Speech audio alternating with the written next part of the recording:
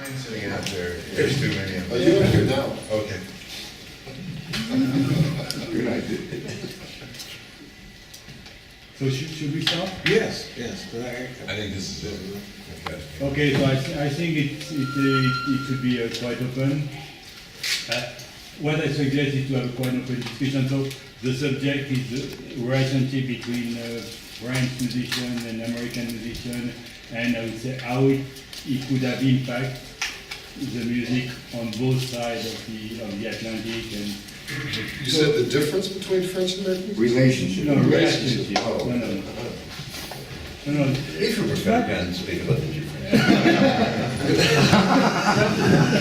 One speaks French.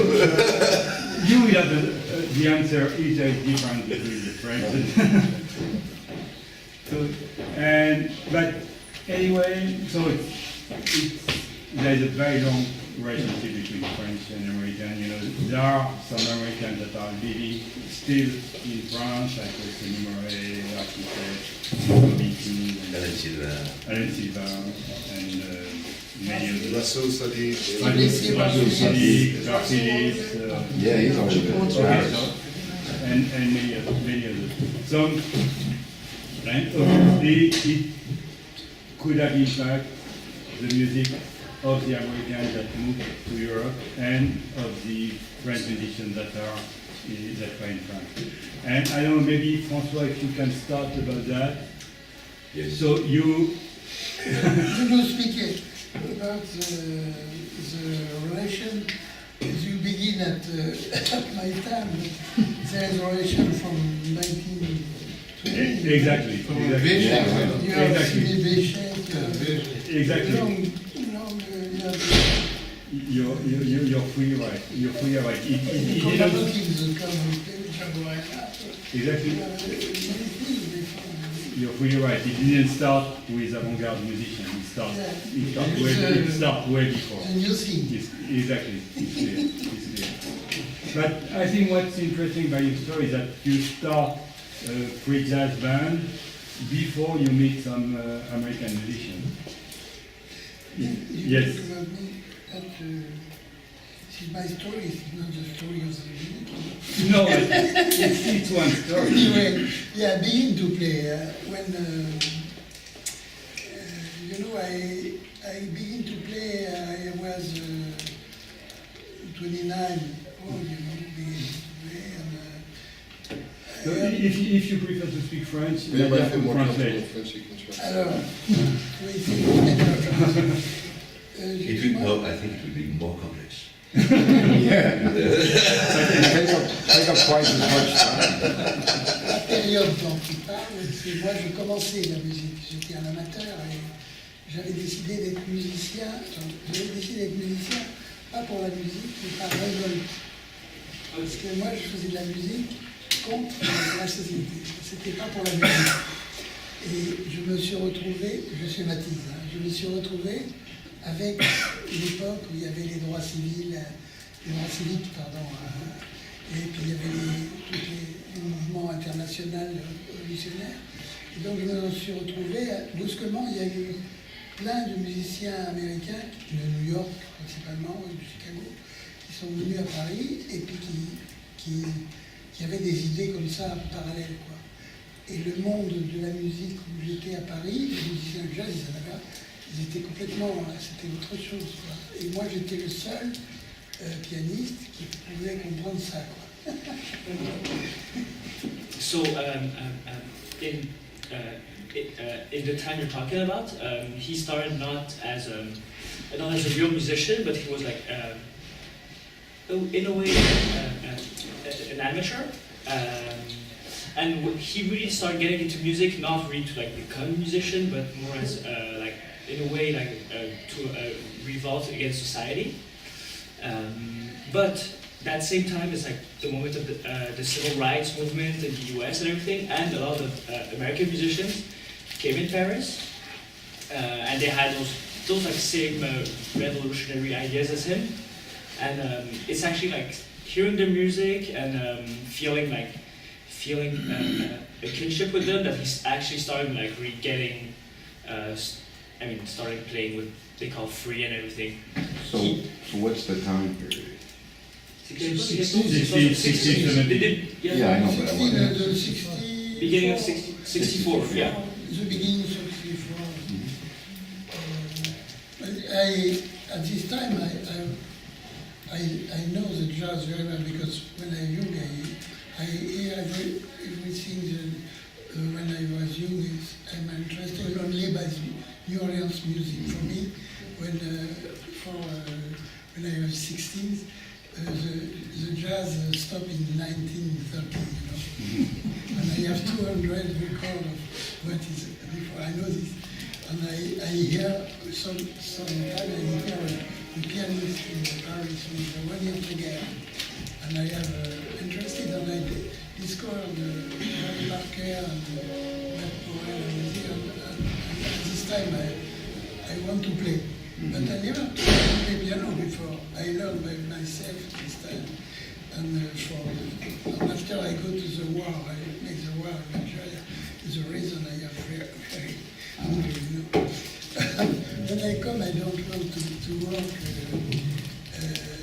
nothing. I listen to make music, to be independent, And I think it's interesting because now people who construct les gens qui maintenant essayent de faire des carrières, enfin de l'époque, ils pensaient que ça roulait comme ça, mais maintenant moi je suis beaucoup plus libre parce que eux ils se font licencier, tu peux dire ça. Yeah, and he's adding that so people at that time because he's not in that mindset of being like a professional musician but playing as like a political act. All the people who had like their own careers and everything, and that actually thought they would give all the time to that, and they didn't like take off or kind of crash. But like in a way, because he doesn't consider himself as a musician by career, he feels like all the more free, and like that he can still like continue on that same mindset of music and doing all that. Can I ask him a question? Yeah. If he ever worked with Don Cherry, for instance, since he was coming to France a lot at that time, and what type of impact, if he did work with Don Cherry or spend time with Don Cherry even, what type of impact that he might have had on him? Je comprends pas. Okay. I was lucky to play with him when he came in France. He played with Aldo Romano on drums, and Jean-François Zunicla. I play with Beb Guérin, and he come to see us, and he's interesting,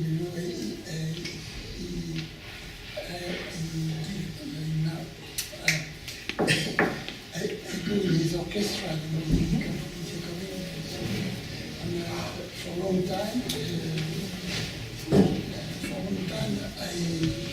all day long, he played trumpet his tunes, and I played piano all the afternoon for a long time. I am very interested because I know the music of Et je demandais aussi How it impact your music? Comment ça a impacté ta musique? Voilà, ça a impacté, alors, ça a impacté ma musique de deux façons. Enfin, moi, j'étais très sensible à la musique, ce qu'on appelait la musique noire, quoi, la musique du jazz traditionnel, le blues. Enfin, moi, c'est ça qui me plaît, le jazz. Ça se sent dans le blues, je crois. Et ce que je veux dire, c'est que Don Cherry représentait à la fois une certaine tradition, de ça, et en même temps, c'était quelqu'un qui faisait des recherches pour sortir des formes, et de la tonalité, et des mesures, ce qui n'existait pas à l'époque. Et puis on jouait selon le... il faisait des suites, comme on fait nous d'ailleurs maintenant, là, comme on joue. Avant, personne ne faisait ça. Il jouait, il changeait le thème quand il sentait que l'inspiration baissait, il passait à autre chose. On faisait une espèce comme ça, de montage de trucs. Et alors, il m'a influencé parce qu'il m'a dit que,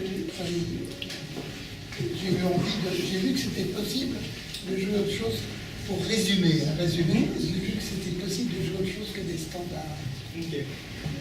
so he started by saying that like he always liked what he called black music, so jazz, the blues, and everything. And so the impact that Don Cherry had on him is like, because he was a person who was he was at once like the keeper. I mean, he wasn't part of a certain tradition, legacy, but he had all this research on how to break out of the forms, to do away with the tonality or standard rhythm. And so like, I mean, when he would play with him, like, they would do like suites like they do now, but where like when he felt like that a theme had given away on its head, like they would just go on to something else and then like completely change the rhythm and the pattern, but like still in a very flowing way. So it opened him. Don Cherry opened him to like a very new way of playing, or like getting out of the boundaries, while still like keeping a sort of like keeping the sense of like the roots of the music as well. So pretty much the same impact, yeah, on everyone. Ce qui est difficile à comprendre maintenant aujourd'hui pour les gens qui sont là, c'est qu'à l'époque, c'était impensable de sortir des grilles. C'était impensable de sortir des grilles d'harmonie, et c'était impensable de jouer pas dans une tonalité, et c'était impensable de ne pas jouer des thèmes et de les développer. Cette forme-là était obligatoire, et ça on ne peut pas l'imaginer aujourd'hui parce que personne ne pense ça maintenant. Mais à l'époque, ça a été une révolution pour ça, c'est cette musique, c'est dans la forme. Et puis se libérer donc de la chanson, quoi, comme de la variété, on peut dire, américaine, quoi. Se libérer aussi des clubs, des obligations de clubs, et puis se libérer comme ça pour pouvoir créer, enfin, je sais pas, c'est un peu schématique ce que vous dites. And he adds also that like we have to keep in mind that at this time, the beginning of the 60s, it was probably like unthinkable to not like be in like harmony or tonality, like to get rid of this. And so it was like truly revolutionary, because it was just like no one would accept it at that time. And his Don Cherry's influence also, I mean, his role was also to like to do away with like the fact that you had to play songs or standards or like, you know, like very like limited kind of forms. And also what he also adds that the whole way of working in clubs, and the way like all that entails of like, you know, like having like duties in clubs and everything. That was also like it was also liberating in the way the musicians worked on the day-to-day. I would like to ask François one more question. Yeah. If he feels in any way, since his history with someone like Don Cherry goes back pretty far, if he felt that French music or French culture in particular had any influence upon Don's thinking or his approach or concept with the development of his musical, continuing development of his musical perspective. Donc il demande si aussi réciproquement, en fait, vu le temps que Don Cherry a passé en France, si finalement la culture française, la musique française, enfin, vivant en France, voilà, dans le sens au fil du temps et son travail. Alors, attends, moi, si pour répondre à ça, il y a deux choses. Là, je ne crois pas du tout. Et de l'autre côté, à chaque fois qu'on jouait, il jouait deux petits chaussons, deux satin blanc, il plaisante,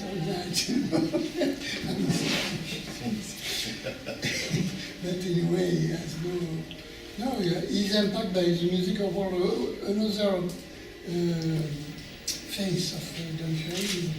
He don't play only, when I play with him, he finished to play with the Rollins, submarines, you know, and he make this record with Coltrane, with submarines, he play all the things. He begin to be interested by the music of all the world of Africa.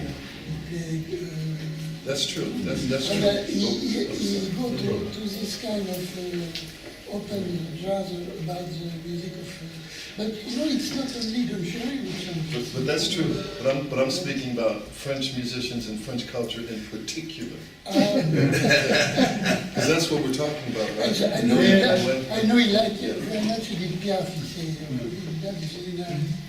said to me, Maybe what you said in the beginning, that you think he was not influenced by French music, but he always played some French tune. Yeah, No, like so no, like no, tunes for kids. Just one, yes. One. sometimes he played very fast, no one. Yeah. Petit chanson. Like It's like, it's song for kids, you know, like it's rhyme. it's like when his trumpet with play with Didier, before Didier, what's his name, enfin, il fait une petite laitue avec de la marionnette. Qu'est-ce que c'est le trompettiste là, très très bon. Roy Eldridge. Roy Eldridge, when he comes in France after he make a record, and he sings une petite laitue avec de la marionnette. Anyway, it's a joke. Anyway, after, it's not only usually that he comes first. You know, the first time he came, I was not in Paris, he came with Albert Hiller, with Gary Cobb, and with Céline Moret. And nobody wants to play, you know. He can't play, you know, it's impossible. Nobody said no. And when we play with the Cherry, the other musicians don't like, some musicians like Henri Texier, like this music, but the older musicians don't like it. Marcel Sola don't like this, they don't like this music. I think the same thing. Not only this music. One night I play, people say Don Cherry is not really a trumpet player, you know, and he's a great trumpet player, and he can play everything, you know. And one time I play with him, you have a Woody Show, you know, who come to, because he don't like, he come, we play him, and Don Cherry say, okay, come and play, he play. And after I stop, Don Cherry take his trumpet, he play 4 or 5 notes. Pop, pop. And Woody Show good. And maybe more generally, you can ask, maybe to Didier Petit, how the playing with American musicians in France, because you play with an amplify, you were part of the celestial musicians, so how it has impacted your music and maybe more generally the music of several French musicians? Je vais te laisser la parole, mais je voudrais dire un truc. I think at this period, I don't know exactly, but I think there are two schools in New York. You have the school of Hamid and Don Cherry, and you have the school of Sun Ra. It's a two different way, you know, I think. When I play, they are both musicians in Paris, I don't know. And you have school of Chicago musicians, who is different, you know. In here, I think they are not very close, you know. But in Paris, no, because but I understand that you have different ways. And Didier work with Silva, he can play later with Silva too, it's a livre. But after, But I think je vais faire en français ou en anglais, je sais pas.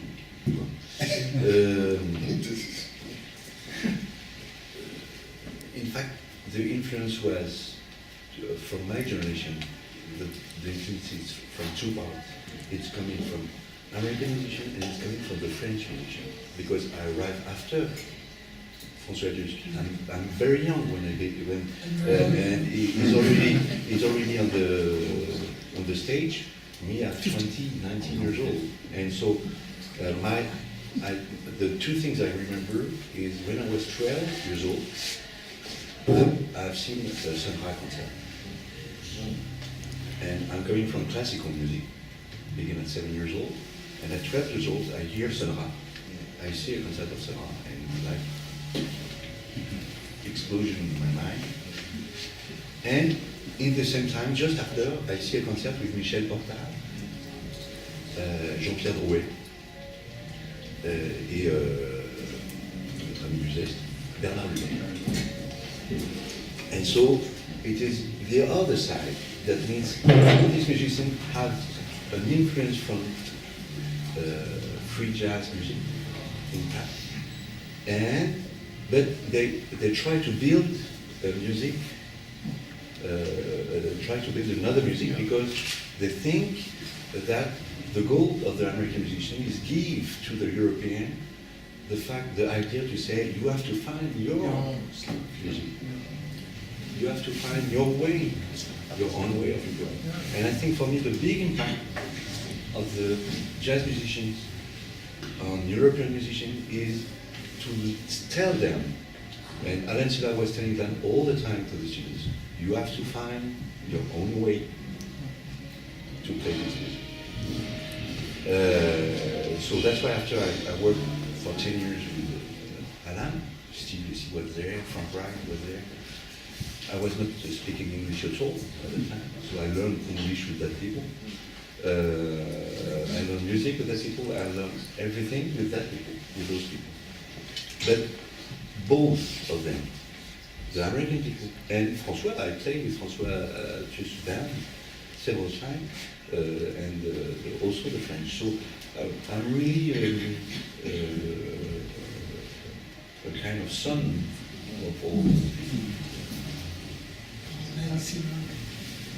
It's the same, it's true that all the American guys that were in Paris at the end of the 60s always told us, find your own way, don't try to play what we play the way we play because it comes from somewhere else with different roots and we have our own, so find your own way. You can play together, but it would be easier to play together if you play your way and not try to play ours. Yeah, but there's also face of these things. You are a nationalist, French European musician. Oh, yeah. We say we want to play European jazz, not American jazz. And I don't like this, because the music is really universal. The music, the jazz comes from black people in America, and after, it's true that we have not the same lives as American, But It's true. Is it true that it's not good to do something like this? No, but it's true that when I learned to play with Hamid, it is related to a kind of tradition that I can find the same way if I play with a French drummer, even if it's a very good drummer. You can feel some difference in the line, the way it comes from. That's, I think, normal. So when you talk about finding your own way, I don't know. I blow with my fingers. well, that's right. I mean, you feel like you're finding your own way? I mean, whatever your own way is. Yeah, but I don't know. It was just also a way of thinking of what were our own tradition, maybe not in classical music, but also in traditional music, what was around and what we could pick up in the music that was around to make something. With improvisation, with all things, but François did it with the Brittany area. For me, the music we play is very as a sense, the sense of political sense. Yeah. Jidd, you want to? Yeah, Yeah, sorry. I would like to know what influence did Béchet have on France? Because I played with some of the old men, and I'm one of the old men now, but when I was young, I played with some of the old men that used to talk about Béchet, and they talked, the tone of voice they talked about, like he was a deity, that he really was, and he could outplay the majority of them, and he was really tough and bad and what have you, and he played the soprano saxophone. He could play, they said he could play the trumpet as well as he played clarinet, and as well as he could play the soprano saxophone. And all the old men say that he was, I would use avant-garde. He was ahead of all of them at the time. And because of his getting in trouble with the law and the police, and he went over to France. And he had an influence, I know, on the old men that I used to talk, that I played with. And they would talk about him, how well. So I would like to know if anybody could say, how did his music or him being there? Because I played with his nephew. Michel? Does everybody know the history of Sidney Michel? No, no. Then you can explain the history of Sidney. Well, I don't know. It's Who was Sidney interesting. Michel? It's- Yeah. Sidney Michel was I discovered all the jazz with the bishop. excellent shot. And I went, yeah. He was a tough man, he carried pistols, I carried pistols too when I met him. But he could play the clarinet and the trumpet, which is a, two unusual things. Usually a clarinet player plays saxophone. And the rest of the old men were playing clarinet and saxophone, and he chose to play his soprano. And from what I can understand, he was as out as I am now, outer, than the rest of them at the time. And some of them talk about it like he's a deity, and I want to know how did that go over in France. And what year did he go to France? When did he go to Europe? Was he- Because there's some people that don't know the history of Sidney Michel, so maybe In the somebody 20s. One is, one I is. come one time in 20 minutes, Yeah. I go back, and then Yeah. after the war, I think in 40. But at the end, what happens is that he influenced a lot of musicians, but everybody played, in a very reactionary way in France. And but for instance, what was interesting for us with Cinébichette is that I came more from rock music and everything, but I discovered jazz with free jazz with Albert Ayler, and it interested me a lot. And so the jazz before, for me, was my parents' music, so I didn't want to listen to it. And when I could listen to Charlie Parker just because the Art Ensemble of Chicago had recorded a piece by Charlie Parker, so I said, oh, if they play it, I can listen to it. So, but after I realized that finally Cinébichette and Albert Ayler, for the sound for me was the same. And I thought, because when he plays on soprano, for instance, for me, the sound is really related to what plays Ayler. Another thing about the ensembles that they play, because I played with some of the old men in a post who was not, everybody could be soloing at one time. The clarinet player be playing, the drum, rhythm section wasn't as loose as it is, but we'd all be playing together. And they would say, go on and play, because I would be scared to do, because I didn't know the tunes, just go on and play. So that was a facsimile of really what we're doing now, but just with some older music I would get. So, Béchet. Those of you who don't know about Béchet, he was a tenor on the saxophone, on the clarinet and the soprano saxophone. And the soprano saxophone fell out of existence until Train picked it up again. Because I remember you would go in a store and look at it, people would give you a soprano or what have you. Oh, they still got some of them old ones hanging around. Nobody was playing them, and Train picked it up, and now everybody's playing them. For me, the two pianists who impressed me is General Moulton and Jimmy Yancey, the blues Jimmy. General Moore? Yes, and Jimmy Yancey. You know Jimmy Yancey? Yeah, Jimmy Yancey. Oh, Jimmy, yes. It's a French actor. I think we could speak about the influence between American and French with the accent. That means But you know, the trouble with Béchet in France is that the musician that welcomed him and began to play his music decided it was real jazz, and what was after was not jazz anymore. So it was a kind of, One of them. the guys like with Panassier who decided to give up his bullshit and you could not have to play. So there was trouble with that in his bullshit. Okay. And so maybe we do the question, were you influenced by French musicians? Me? Yes, me, you, Hamid, William, Larry. My first teacher was from Canada by way of French. Okay. And my people spoke French when I was a kid. And I should be speaking French now. They didn't want us to speak French. And when we were in the house, they would put us out when the family get together and talk. And some of my old people that's living now, just a generation before me, they all spoke French. I'm sorry they did it. I would be able to communicate with them. Well, I think unless you really went to France or study music of the world, because every country has a music. You know, Germany, France, Sweden, Norway, they have their folk music. And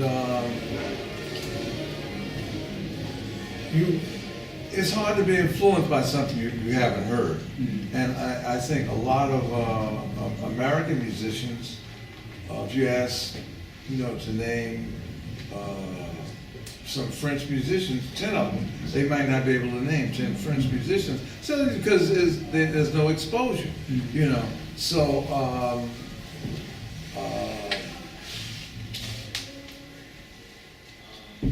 my first contact with French musicians, I guess I played with, in the 80s, I played with Louis Clavis in the 80s. I played, the next French musician I played with was Joel Leandre. And that's it, so now, I think. Which are in basically two very different musicians. Right. Yeah. From two very different backgrounds. Yeah. And as far as I know, Joel Leandre could be, you don't have to, I don't see anything French about her, because I don't see it, if I play with Toshinori Kondo, it's the same thing. I play with Toshinori Kondo, the trumpet player. I don't hear anything Japanese about his music.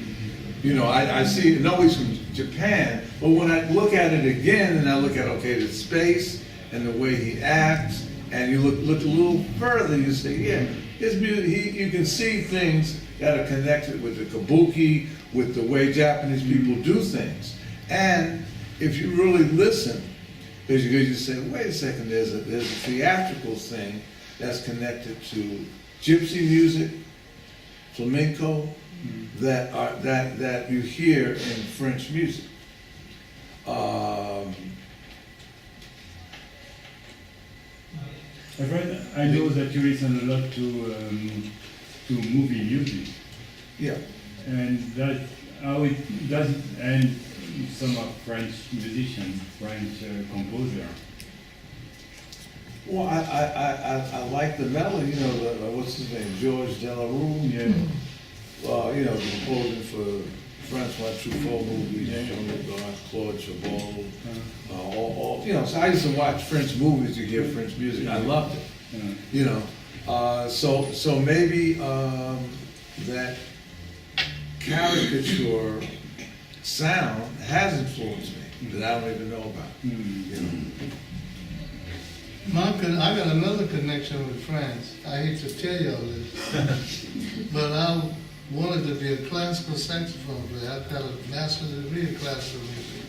Fred Hemke in the United States, Marcel Mule in France, and Laurent Dex in France. And Marcel Mule, those records that he had, I had the record that I had by me, 3 concertos, and I learned them all from my master's degree. And I was doing that and playing, and I don't even play alto no more. Very few people heard me play alto. I played every now and then. But that's really what I wanted to do. And I got disillusioned with it after I got my degree and said, man, I want to do what I want to do now. But all the time I was playing rhythm and blues and everything else, all the music. But actually, and Oliver like that? No, that's not Oliver. Because Oliver let me play alto and stuff. But I really wanted to be a classical player. And so that's the way it went. And after I went the other way, in Venezuela, I deal with some of the students, some of the older students with classical music. But I don't play it no more. I just want to do what I want to do now with these few years I got. But that's another way that I was influenced by, especially Mule and Laurent Dex. Great teacher. Is Laurent Dex still living in the United States? He's still playing? No, He's not. No more so I think when we speak about any culture, we can't always speak about it in like really generic terms, because the country of France is just as diverse as the United States, and music I heard you saying something about François with music from Brittany. You know, it's very different than music coming from the Parisian region, you know, of France, or you know, like from Montpellier, somewhere like that. It's like William was saying, there's all these different folk musics. You know, France is filled with a lot of different types of folk music, as well as, you know, this country is. So I feel also that these discussions about certain people like this type of jazz, and certain people don't like this, certain people don't like that. It's been that way for a long time. It probably will continue. Yeah. You know, but one thing that has happened that's very important, and that is there is a growing culture of artists that have been able to transcend, you know, a lot of those supposed differences and create something different and new. So I think when, like, let's say when Didier, when he comes to Chicago, for instance, I feel that he's not thinking about how am I going to relate to these musicians from Chicago. I feel that when he's there, he's thinking more about just the experience of playing music with other musicians. When I go to France now, it's like I'm not, when I play with Sylvain, for instance, or when we're playing the music we've been doing with François and Louis, I'm not, the idea of them being from France is not so much in my consciousness, because I hope and pray that I'm not that provincial, you know? You know what I'm saying? You know, and, but I will say, the reason I asked him about Don Cherry was because my first experience of playing with the French musician was with Don Cherry. It was with Doudou Gordon, sax player from, you know, and, but also there's another element in France that's really important, because of the French language, and because, but because of the colonial power that France was at one time. When you go to France, you're going to hear a lot of different music from a lot of different countries. You know, you're going to hear music from Senegal, you're going to hear music from Mali, you're going to hear music from Nigeria, Tunisia, all over North Africa, you know, and all these, what is Daniel, what's his name, Daniel, yeah, where's he come from?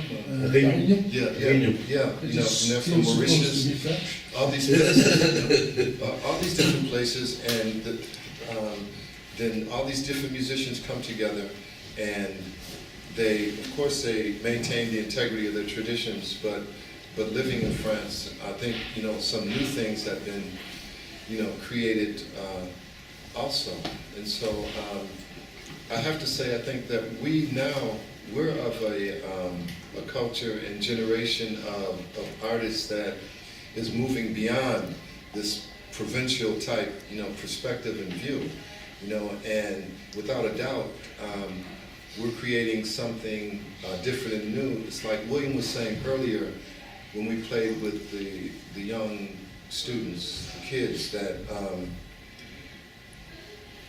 everybody, the music is there, you know, and nobody owns it, you know, but it's there, it's vibrating everywhere. Speaking about the Sufis, you know, and what their perspective and philosophy of music is about, this vibration. So it's there for everybody to catch or be caught by it, you know, and I think it just depends upon the degree by which a person wants to, you know, be open, and what they want to, the degree of what they want to experience. If you want to be closed, you're going to be closed unless, you know, life knocks you upside the head and opens a new reality up. If you want to be open, you're going to be open, and it's like life and music, all these things are going to present to you innumerable ideas and opportunities and creative avenues. just by the mere fact that we're out here now, you know, the Vision Festival. Now, we're all males up here speaking, but there's another element too of this music too. There's a very feminine element in this improvised music also, and art. But and I hope that, you know, we don't forget that. But you know, but just by the mere fact that we're up here speaking about this, it shows us that it's not simply a possibility anymore, it's a reality. You know, so whatever influence there is and that has taken place, obviously it has done something that I feel is great and wonderful, because we're here now, you know, you know, talking about this and playing together, and you know, going back and forth across, you know, we're traveling the globe, you know, doing this, people from all over. Je peux parler en français là, c'est traduit parce que on a parlé, enfin, c'est pas cette histoire de musique populaire en France, tout ça, moi j'ai monté, j'en avais assez de jouer du free jazz à un moment, parce que je tournais en et j'avais plus envie, quoi. Et puis c'est les périodes, puis je me suis aperçu qu'en France il y avait, je sais pas, la Bretagne, bon, mais c'est par hasard. En fait, moi, je fais de la musique parce que je rencontre des gens et que ça m'intéresse ce qu'ils font et je joue avec eux. Je n'ai pas d'idée préconçue ou d'idéologie là derrière.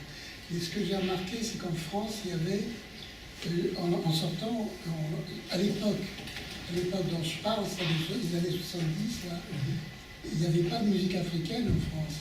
Il y en avait, mais dans les cafés, c'était secret, quoi. Il y avait pas, maintenant, c'est un showbiz et tout, mais à l'époque, il y avait les Africains, il y avait les Arabes qui jouaient de la musique, et il y avait des tas de gens comme ça. Et c'est pour ça que j'ai monté un orchestre qui s'appelait l'Intercommunal Freelance Music Orchestra, où j'ai essayé de faire des rencontres entre des musiciens de jazz et puis des musiciens d'autres cultures, comme des Arabes, des Bretons, des musiciens africains. Je jouais avec Jean Bataille et Armadov qui était guinéen et togolais, avec Dienne qui était algérien, bon. Et c'était l'idée aussi que la musique qu'on faisait, ça, à mon avis, ça ne touchait pas grand monde. Nous, en tant que musiciens, ça nous intéressait, mais je veux dire, moi, je voyais ces gens qui jouaient, je trouvais que c'était mieux que nous, parce que ça touchait les gens. Ça avait un sens, voilà, c'est ça. Moi, je crois que quand on joue de la musique, on le veuille ou non, ça a un sens. On joue pour des gens, ou on joue pour des raisons particulières, voilà. Et ça va, je peux continuer un peu, c'est pas trop long. Oh, yeah. Okay, so he wants to come back on the subject of the folk music in France, give an example. And so he's saying that, like, in the late 70s, he stopped playing like what he calls free jazz because he thought he was like touring in circles, and he got an interest in more like popular folk music. And insisting on the fact that, like, for him, music is about meeting people and creating connections. That's where he wanted to go in that direction. And so he reminded that, like, in the 70s, for instance, there was no really, like, in France at least, like African music or Arab music, or at least it was not recognized, as it was only played like in small restaurants or small cafes, like for that same like population, like for a really small segment of the population. But it wasn't really out there. Like now, I mean, like now.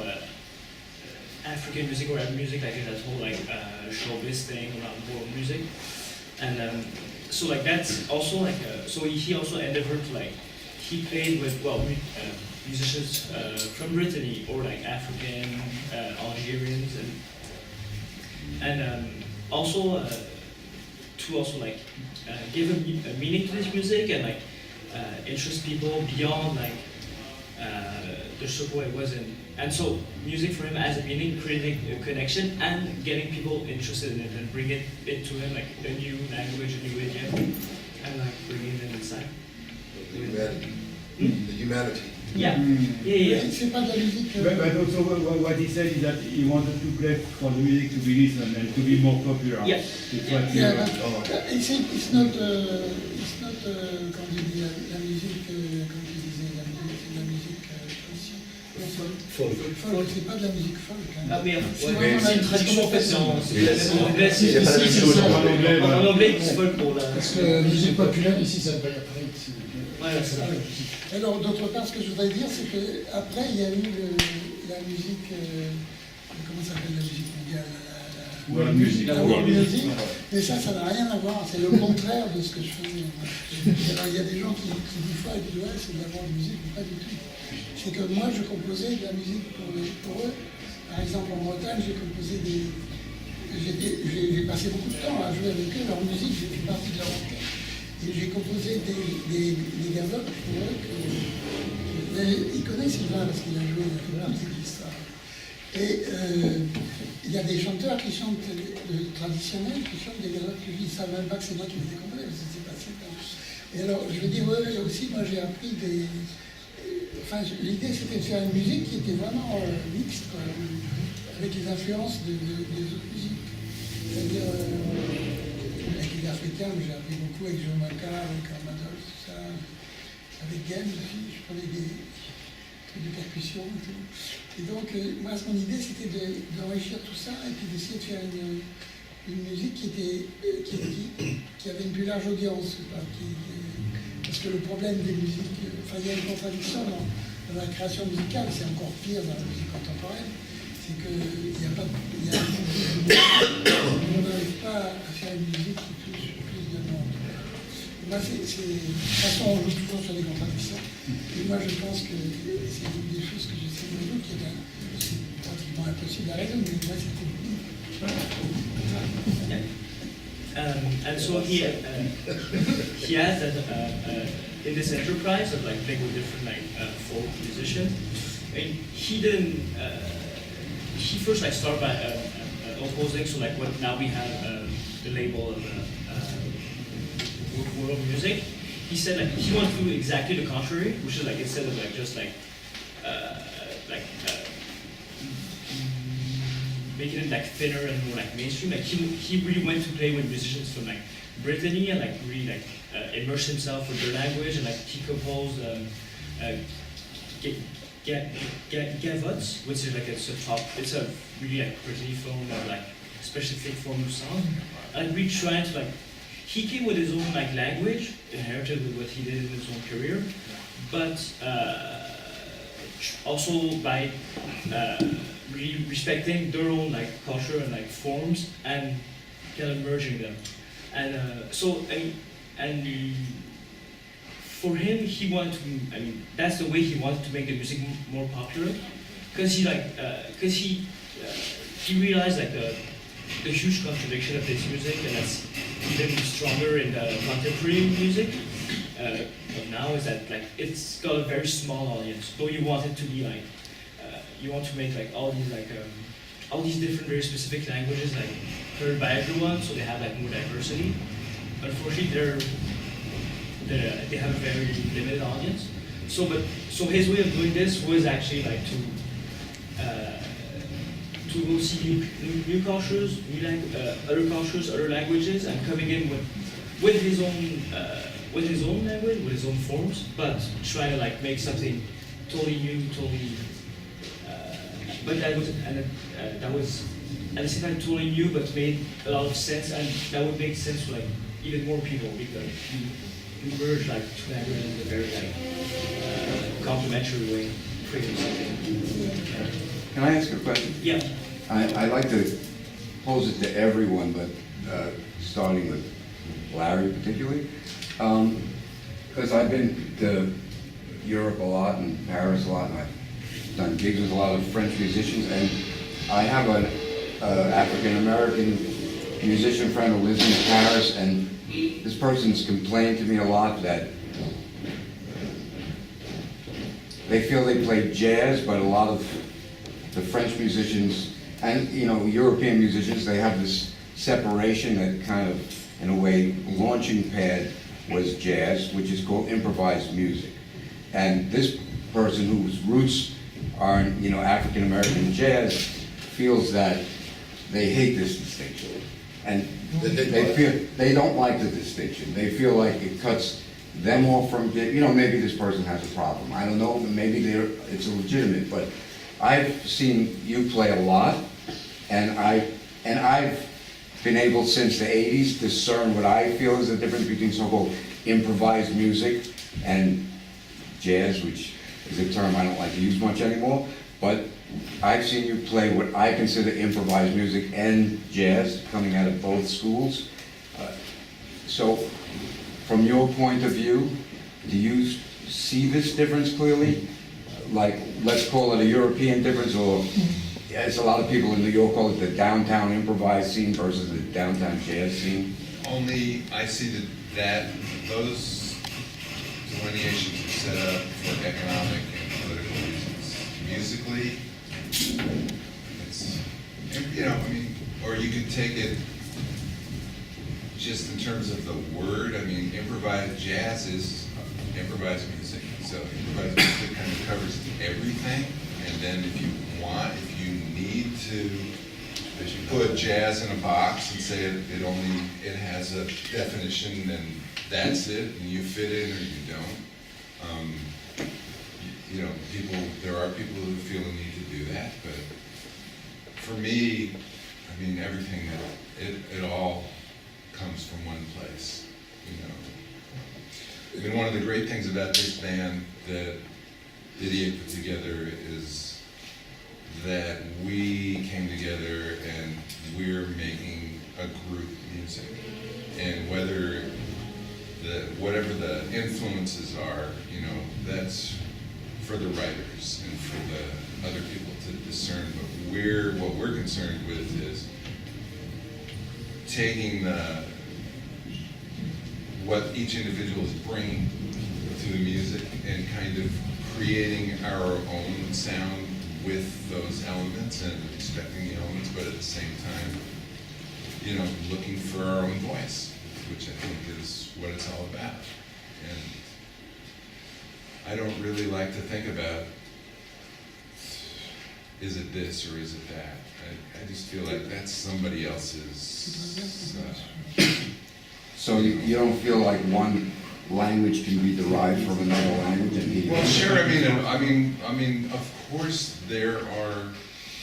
You can hear the influences in my playing, where it comes from. But I have a band now with a Korean singer who lives in San Francisco, or a vocalist who's from Korea. She doesn't sing in Korean; she sings in it's wordless. But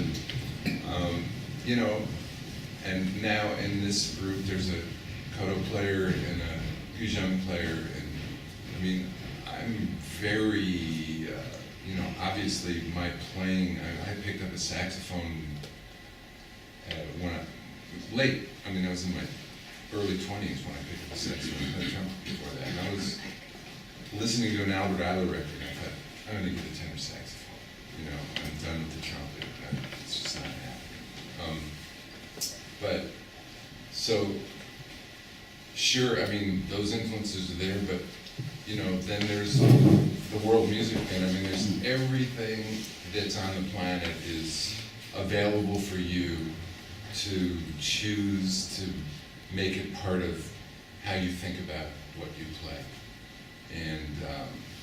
And yet, of course, you're not sitting there going, well, today I think I'm going to investigate Asian music and see what I can take from that to use. It's much more organic than that. It's like you're walking down the street and you hear somebody. Just yesterday I was in a taxi coming in from the airport, and coming here from Manhattan, and we stopped at a red light, and there was a guy in the street playing an air who, I think, and the driver turned and said, wow, that sounds fantastic. And and it did. And it's kind of like, at some point, in the old days anyway, you'd hear somebody doing that in the street and you'd say, what is that instrument? And you would try and find out, and then you'd go to the record store and try and find music. Now, I'd say online. The air who's the instrument from China. C'est très bien, c'est très bien, mais j'ai pas tout compris. So, I don't know, it's a big, you know, melange of sound, and you pick your areas that move you, and you try and decide whether that has something to do with the way you're gonna express yourself, you know? I think that's what it's about. Attends, il voit traduire. Non, parce que j'ai pas tout compris, j'ai peur d'être un contresens. La question aussi. Oui, enfin, le débat. La question c'était de dire au début, en fait parce qu'on disait qu'il y avait un ami en France qui joue, c'est un guitariste de la musique improvisée, et qui disait qu'il y avait une très forte distinction en fait, et qui n'avait pour tous son ami musicien français, qui était que les gens créaient une distinction sur ce qui est d'un côté il y a le jazz, et d'un côté les musiques improvisées. Et qu'on divisait les deux, et qu'il y avait un mur entre les deux, et que ça. Lui que cette personne. No, but his distinction is absolutely totally French, because inside the improvisation you have the people who say, this one play improvisation, but not really improvisation, more generative improvisation.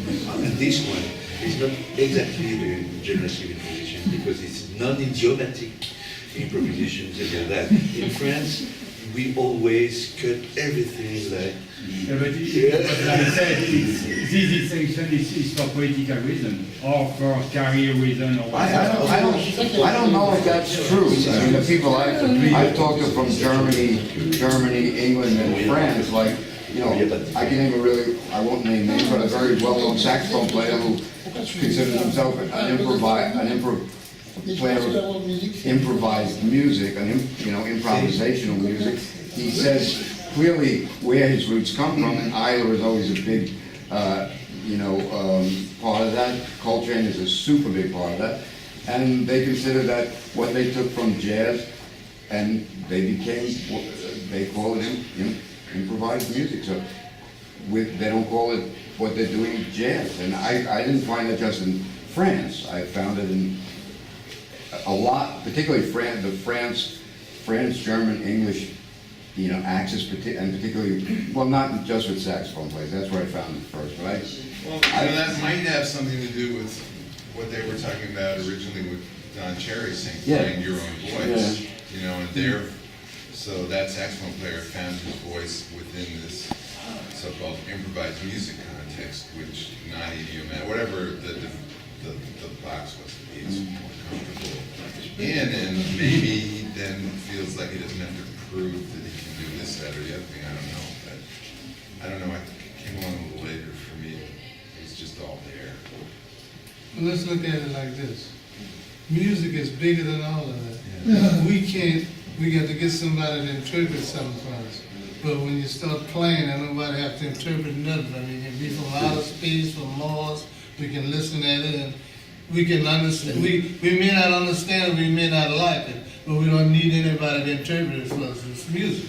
But you don't think that everyone has a background? Yes. That you're right, it's music, but everyone has a background. Well, the thing about it, And your background is different right. from Didier, Well, different from François. you come from your genetics makeup. Everybody got some genetics that make them up. And whatever your background is, your music gonna come out of your background. And if it's folk music, I mean, jazz is nothing but folk music. I mean, the people they didn't have nobody teaching jazz and all of this. Like I'm good back to the old men. They got together and had parties and started playing. And whatever they came out with, this is it. And if somebody from another country get together and play, that's their folk music. So we call it jazz over here. You could call one of them dances they do in France, the folk music and what have you. And if it comes together and make you feel good, then you say this is jazz or what have you. Beethoven and them, that might have been jazz and Beethoven time. You understand what I'm talking about? So, and I definitely know that the people in the Baroque, especially in the Baroque period, a lot of that music we play, and other people improvise that music. That was improvised music. So improvisation, it comes from your culture, whatever it is. So we just happen to call it jazz. Maybe Baroque period, that was a jazz period. And as far as one person got lock on here, this is white jazz or black jazz or Chinese jazz or whatever. And with me, everything is jazz. I can hear a dog bark and start playing off. I mean, really, I'm in the sounds, man. Really, and the more sounds I can get, that's the thing. And then if I can put something to it, then that's jazz. That's my jazz. Now, whether somebody like it or not, I don't give a damn. Not one bit. Don't care nothing about that. All I want to do is do it. And if I can get within the scale and play something around it, that's my jazz. I think, okay, maybe, Ah, je voudrais juste dire deux mots. First and last, sir. huh? First and last. Yeah, yes, exactly. Je vais dire deux mots. J'ai l'impression que ce que j'ai dit sur l'intercommunal, ça semait des contradictions. Je ne mets pas en question ce que font les gens. Tout musicien est individualiste et je suis pour lui. Simplement, moi, j'ai eu le désir de faire ça par rapport à ma vision des choses. Et ce que je veux dire, c'est que moi, je pense que moi, ce que je cherche dans la musique, c'est des rencontres. C'est surtout ça qui m'intéresse. Je n'ai pas envie de créer une œuvre ou de développer une école. Ce qui m'intéresse, c'est les rencontres. Et puis, c'est de résoudre des contradictions. Parce qu'on est dans des contradictions, quoi qu'on le veuille, à tous les niveaux, quand on fait de la musique. Yeah, he just wants to say towards the distinction and everything that, I mean, even like in his own music, or like what we were saying about the distinction between jazz and improvised music, is that, I mean, all this doesn't really matter to him, those distinctions. Because he said, like, I mean, like, being a musician is also, like, in a way profoundly, like, individualistic, so, like, whatever you do, like, I mean, what matters is also, like, the way you express it, and, like, he, for himself, is more about, like, resolving, like, those kind of contradictions through his music than, like, actually, like, asking questions about it and, like, just, like, discerning and everything. But I think at the end, François and Jidd agree. Yeah, they agree, actually, yeah. Basically, there was no contradiction. So. Look, one more thing. When he saw us the first day, he said, let's play Do You Know What It Means to Miss New Orleans? I looked at him and said, what? Okay, so I think it can be the conclusion. Okay, so thank you everyone. Thank you.